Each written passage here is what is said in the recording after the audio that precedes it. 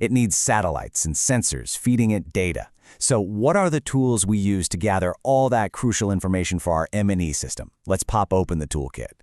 Inside our toolkit, we've got a few key instruments. Surveys are great for getting us the hard numbers, the quantitative what. But numbers can't tell you the whole story. That's where things like focus group discussions come in. They give us the qualitative insights, the story behind the stats, the all-important why. We can also use direct observation, or even just review existing records. Each tool is like a different sensor, and together, they give us a really complete picture of what's happening. Okay, we've got our GPS and we've got our toolkit. So let's see how this whole thing actually works from start to finish throughout a project's life.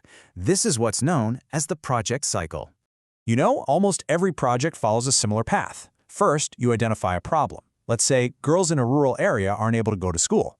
Then you design a solution, get it approved, and then you do the work. Now notice how M&E isn't just one step at the end. Nope, it's woven through the whole process to keep you on track. And finally, you close out the project and, this is huge, you learn from the entire journey. The absolute heart of all this planning is a tool called the logical framework, or just log frame. If M&E is the GPS, the log frame is the detailed turn-by-turn roadmap you program into it. It's basically a chart that forces you to think through the entire chain of events, from your smallest actions to the biggest long-term change you want to see. And here's what that logic looks like in practice.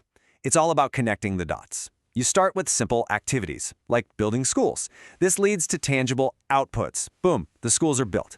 Those outputs should then lead to an outcome. Hey, more girls are enrolling and staying in school. And that outcome contributes to the ultimate long-term impact you're aiming for, improved literacy and better lives for those girls. See, it all links together.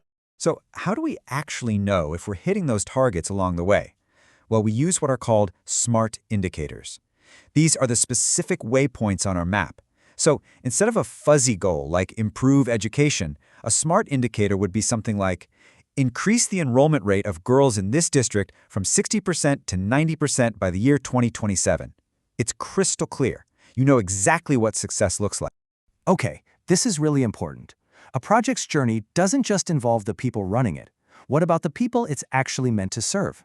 A great M&E system isn't just a tool for managers to look at. It's a tool for being accountable and for listening to your passengers. Real accountability means you're not the only one who gets to see the map.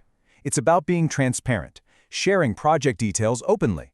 It's about setting up feedback channels, like a hotline or a suggestion box, so your passengers can tell you if you've taken a wrong turn.